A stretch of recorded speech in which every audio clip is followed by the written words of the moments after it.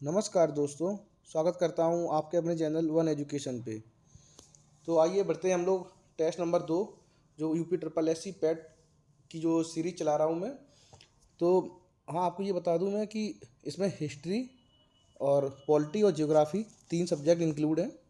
ठीक है, इसके बाद में जो बचे हुए इकोनॉमिक्स और साइंस हैं, इनके मैं अलग से वीडियो बनाऊंगा, क्योंकि वो मुश्किल से उसके पाँच पाँच क्वेश्चन रहेंगे इसके इकोनॉमिक्स और साइंस के। तो उसके लिए मैं आगे जब ये सीरीज ख़त्म हो जाएगी 10 टेस्ट के बाद में, फिर मैं आगे कंटिन्यू करूँगा उनको। ठीक है, तो अभी जो 20 क्वेश्चन है हम लोग जल्दी जल्दी इनको देख लेते हैं, क्योंकि मोस्टली हम तीन कहीं ना कहीं इन्हीं को ज़्यादा पढ़ते हैं और ये हम लोगों के लिए आसान भी है। ठीक, तो चलिए स्टार्ट करते हैं। पहला क्वेश्चन क्या है हमारा कि ऋग्वेद में वर्णित देवताओं में सबसे प्रमुख देवता कौन थे? ऑप्शन है इंद्र, विष्णु, सूर्य या ब्रह्मा। तो सही सही जवाब है इसका इंद्र। ठीक है, और इनको इंद्र को पुरंदर की संज्ञा भी दी गई है ऋग्वेद में, तो इस तरीके से आप क्वेश्चन पूछ सकता है।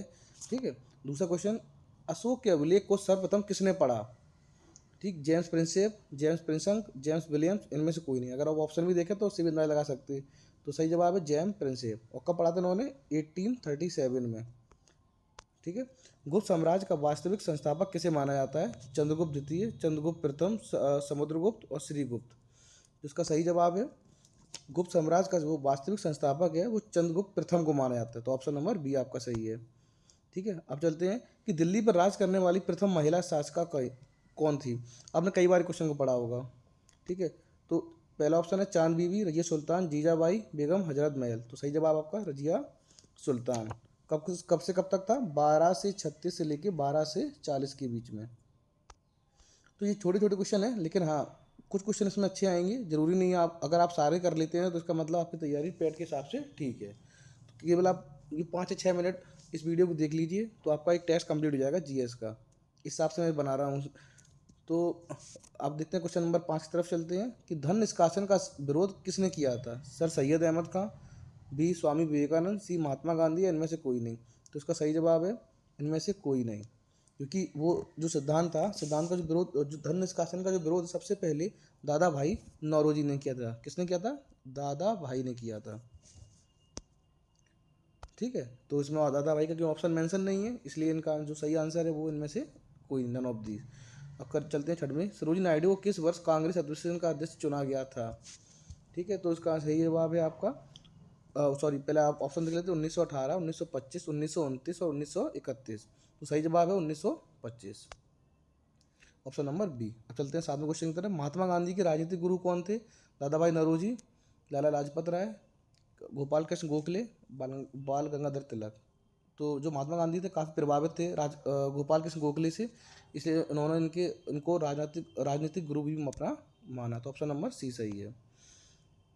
अब देखते हैं, निम्नलिखित घटनाक्रम को सजाएं। बंगाल विभाजन, खेड़ा आंदोलन, चंपारण, जलियांवाला बाग। तो इसमें ऑप्शन आप देख लीजिए अपने हिसाब से। और एक मिनट रुकना।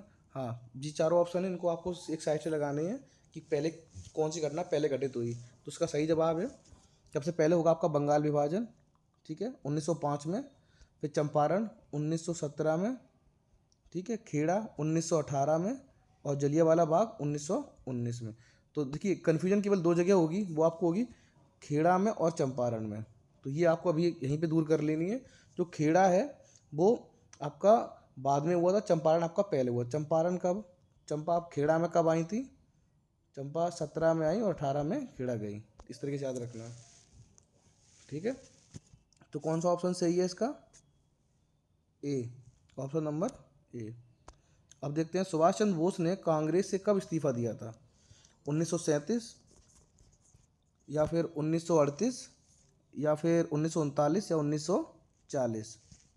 तो सही जवाब है 1939। अब भारत छोड़ो आंदोलन के समय करो या मरो का नारा किसने दिया था? जवाहरलाल नेहरू, सुभाष चंद्र बोस, महात्मा गांधी, बाल गंगाधर तिलक। तो ये आंसर सभी को पता होगा, महात्मा गांधी। ठीक है, एशिया की सबसे लंबी नदी का नाम क्या है? यांगजे नदी, अमेजन नदी, येनिसाई नदी, या नील नदी। तो इसका सही जवाब है, आप एक बार पहले सोचिए क्या इसका सही जवाब है, यांगजे नदी। ठीक है, जो कि चीन में कहाँ कहाँ फ्लो होती है?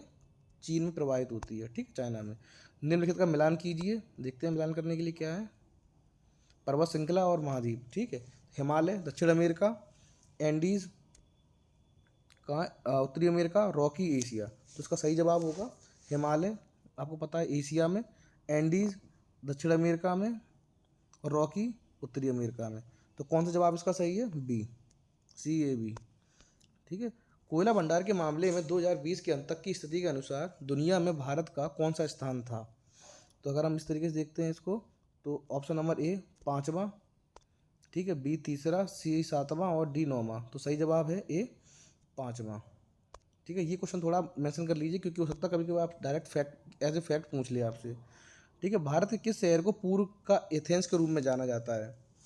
किसी को भारत के किस शहर को पूर्व का एथेंस के रूप में जाना जाता है? तो इसका सही जवाब है, वो पहले आप ऑप्शन देख लीजिए, वो आपका कोच्चि, पटना, मदुरई और प्रयागराज। तो सही जवाब है इसका मदुरई।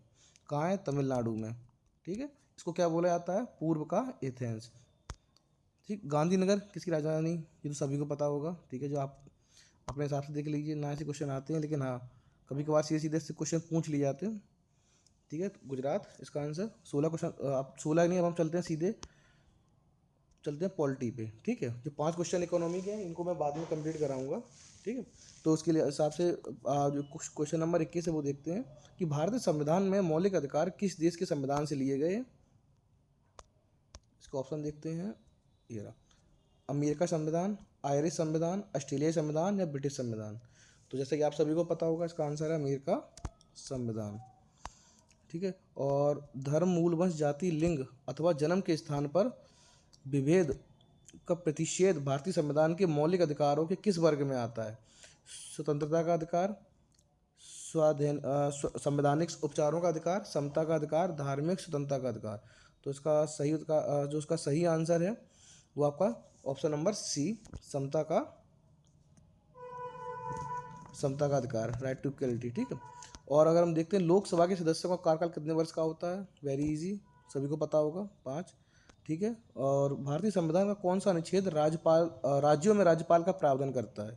हाँ, ये थोड़ा देख लीजिए क्योंकि अभी राष्ट्रपति का इलेक्शन वगैरह भी था, तो हो सकता है राष्ट्रपति से ना पूछ के राज्यपाल से कुछ मिलता पूछ ले। ठीक है, इस लिहाज से इसका सही आंसर क्या होगा? Option number A, 153। ठीक है, और 155 के तहत में क्या है कि राज्यपाल की जो नियुक्ति है वो भारत के राष्ट्रपति द्वारा की जाती है। ठीक है, ये ऑप्शन 155 है, और 153 आपका इसका सही जवाब है। 125वां क्वेश्चन क्या है? किस संवैधानिक संशोधन ने भारतीय संविधान में भाग 9 के या भाग 9 का नगर पालिकाएं जोड़ा था? तो इसका सही आंसर है, पहले ऑप्शन देखते हैं इसके बारे में। 74वां संविधान संशोधन अधिनियम, 42वां संवैधानिक संशोधन अधिनियम, 39वां संवैधानिक संशोधन अधिनियम, इन 3 में। और तो जो उसका सही जवाब है वो आपका है 74वां संविधान संशोधन अधिनियम 1992। ठीक है, जिसके तहत में भाग 9 का जोड़ा गया, जो कि नगर पालिका से किससे संबंधित है? नगर पालिका से। कल भी एक टेस्ट लगाया था, उसमें भी इस प्रकार का क्वेश्चन था। ठीक है, भाग से, और ये भी था कि संवैधानिक संशोधन अधिनियम से। तो उम्मीद करते हैं आपको मज़ा आया होगा, और ऐसे ही मैं डेली एक टेस्ट सीरीज आपके लिए लाता रहूँगा जीएस की, जिसको आप कहीं भी बैठे 5 या 6 मिनट में पूरी कंप्लीट कर सकते हैं। इसके लिए आपको कुछ अलग से जीएस के लिए नहीं करना। तो उम्मीद करता हूँ आपको मज़ा आया होगा। धन्यवाद दोस्तों।